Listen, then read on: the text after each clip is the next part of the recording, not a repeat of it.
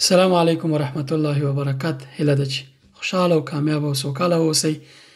د سیرت لړۍ ته ښه راغلاست. په تېرو برخو کې مو د رسول الله صلی الله علیه وسلم په زوکړه د هغه د سیرت په اهمیت او په نورو باندې خبرې وکړې. که مو نه یې کتلي له سره یې راپیل کړئ. سلسله به ډېره ګټوره وي. له سره یې راسره وګورئ او تر پایه پورې راسره ملګري واوسئ. په دې برخه کې په دې غږیږو چې څنګه رسول الله صلی الله علیه وسلم چې وزېږېدو بیا په رضاعت باندې بیبي حلیمې ته ورکړل شو او ولې ورکړل شو. کله چې رسول الله صلی الله علیه وسلم وزېږېد له هغې نه وروسته د ده په ژوند کې یوه مهمه پیښه دا وه چې هغه په رضاعت باندې ورکړل شو چې یوه بله میرمن هغه وروزي، هغه ته تی ورکړي او څو کاله وروسته بیرته خپل مور ته سپارل کېږي. لومړی په دې خبرې کومه چې ولې بیبي آمینې خپل زوی رسول الله صلی الله علیه وسلم یا محمد ابن عبدالله بیبي حلیمې ته په رضاعت باندې ورکړ. څو لاملونه لري. لومړی دا چې بیبي آمینې او عبدالمطلب د رسول الله صلی الله علیه وسلم نیکه غوښتل چې دغه رسول الله صلی الله علیه وسلم په یوه کلیواله سیمه کې رالوی شي چې هلته ډېر ځانګړي خصوصیتونه دي. پخوا وخت کې عربو کې مخورو کورنیو کې اشرافو کې د عربانو مشرانو کورنیو کې دا رواج و چې دوی به خپل اولادونه په کلیو بانډو کې لویول چې څو لاملونو په خاطر باندې. لومړی په ښار کې یا په هغه سیمه کې چې مدینه خو تجارتي مرکز و د ډېر وخت دپاره د یمن او د ځینو نور ځایونو به خلک راتلل تجارت دپاره دلته بیرته به تلل. معمولا چې په کومو ځایونو کې ښاري سیمو کې یا بیروبار سیمو کې چې خلک پکې ډېري هلته ناروغۍ ډېرې وایرس بېلابېلې ناروغۍ د ماشومړي د هر څه پکې ډېرې. تاسې د کورونا دوران وکته خلک په کورونو ځکه کېنول چې دغه د بیروبار په خاطر باندې یو بل سره د ملاقات په خاطر باندې دغه ویروس ډېر خپور نشي، نو خلک په کورونو قرنطین کړل او کېنول چې ګټه هم کړې وه. نو دغه څومره چې خلک سره ډېري په یوه سیمه کې تګ راتګ ډېري ښکلول یا د ماشومانو یا تګ راتګ میلمستیاګانې د هر څه ډېري همدومره ورسره د ویروس او د ناروغۍ کچه د خپرېدو کچه لوړه وي. نو ځکه دوی غوښتل چې رسول الله صلی الله علیه وسلم یا ټول هغه رواج دا و چې د مخورو کورنیو هغوی چې مالداره وو او خلکو ته به اجره ورکوله، نورو میرمنو به له کلیو باندې راتللې، دوی اولادونه به اخیستل، یو کال دوه کاله به روزل، بیرته به دوی ته سپارل تر څو هغه بدني هر څه پیاوړي شي او قوي رالوی شي. نو دوی غوښتل چې د یو څو محدودو کسانو چې مثلا بیبي حلیمه وه دغې میړه و یو دو ماشومان به چې دوی سره وروزل شي دغه رسول الله صلی الله علیه وسلم او له ښاري مشکلاتو نه دی لرې وي. دویم په کلي کې ماشوم چې کله رالویږي تر هغه ماشوم په بدني لحاظ باندې پیاوړی وي چې په ښار کې لویږي، هغه بدني سټامنا یا بدني قوت یا هغه انرژي او هر څه قوي جسمي داسې کوټلی او قوي فزیکي لحاظه ماشوم ښه روزل کېږي په کلیو کې.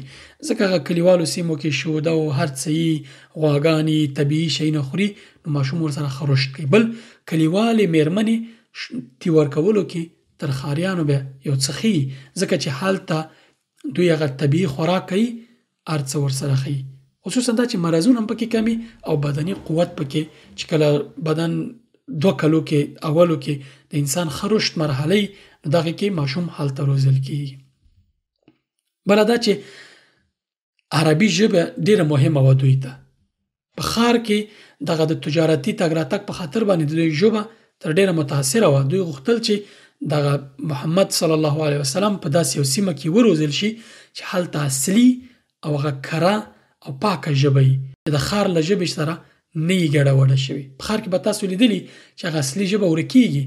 مثلا په یوه کلي کې چې تاسې اوسېږئ هلته دري ژبه یې، پښتو ژبه یې، ازبکي بله د ټولو نه پکې لغات مکس شي، هغه کره ژبه بیا په کلیوالو سیمو کې.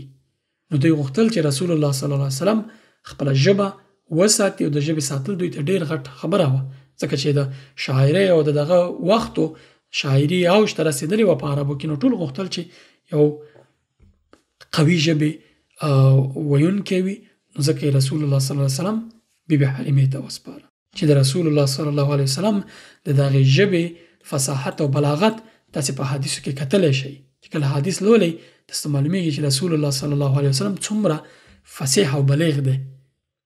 د هر څه په کلیوالو سیمو کې کیږي. په ښار کې ژبه ډېره ګډوډه شوې فاسده شوې د خلکو ترمنځ، ځکه بېلابېل خلک راځي او بېلابېل کلمات پکې مکس کیږي.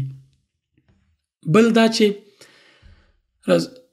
ماشومان په کلیواله سیمه کې به ډیسپلینه او ډېر ښه رالویان کیږي، تربیه یې ډېره ښه وي.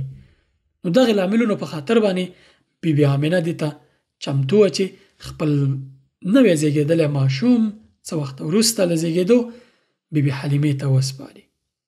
د بیبي حلیمې داستان داسې دی چې هغه په یوه کلي بانډه کې د بنو سعد په قبیله کې په یوه لرې پرته سیمه کې اوسېدله.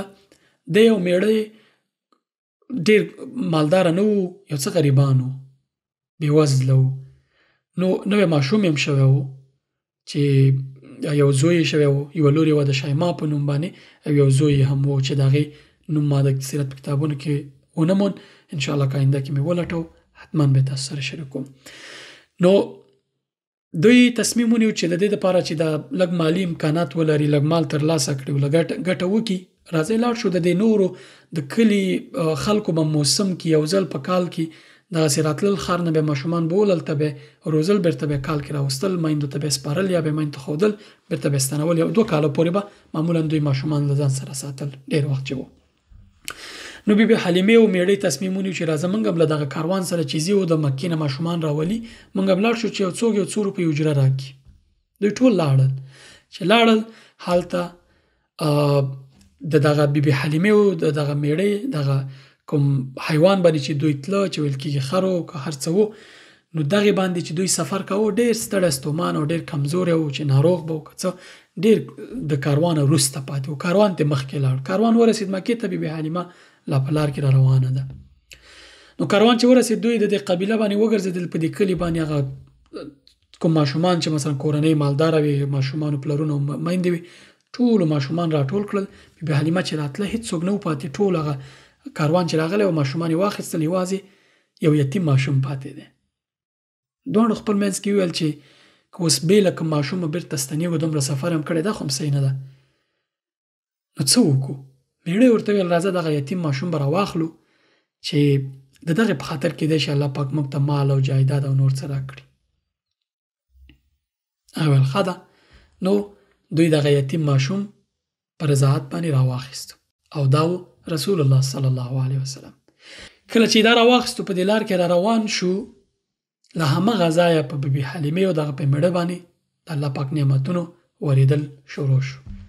په لار کې دغه حیوان دوی چې په سپارو داسې چټک روان دی چې په څو کاروان خو ته مخکې تللی و، دوی په دغه لار کې کاروان ګیر کړو. ټول ورته حیران و چې په لار کې خو دغه حیوان چې ته پرې راتلې هر څه چې و، څاروی و که خر و که هر څه و چې ویل کېږي خر و، نو هغې باندې ته خو دغه ډېر سست روان و، نو څنګه داسې چټک روان وي؟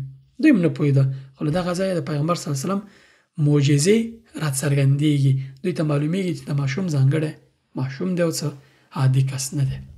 دوی چې کور ته راورسېدل، همغه ځینه د دوی په کور باندې برکت زیات شو، مال پکې زیات شو، امکانات هر څه پکې زیات شو.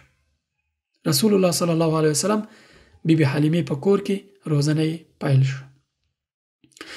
2 کاله وروسته بیبي حلیمې رسول الله صلی الله علیه وسلم روزنه ورته کوله، ښه پالنه ورته کوله او د دې په کور باندې ګڼ نعمتونه راورېدلي وو. 2 کاله نور بیبي حلیمې د رسول الله صلی الله علیه وسلم روزنې ته دوام ورکړو. په دغه وخت کې د روزنې په جریان کې یعنې 2 کاله نور عمر سره و چې ټول بیبي حلیمې رسول الله صلی الله علیه وسلم 4 کاله روزلی او ساتلی دی. په دغه جریان کې په آخر وختونو کې د شق الصدر یا د رسول الله صلی الله علیه وسلم د سینې څیرې کېدل چې جبرائیل امین څیرې کړې وه او زړه ورته مې دا پیښه کېږي چې دا به په راتلونکې برخه کې انشاءالله پرې خبرې وکړو. تر هغې دغه ویډیو له ملګرو او دوستانو سره شریکه کړئ. انشاءالله موږ ټول به په ثواب کې شامل یو. السلام علیکم ورحمة الله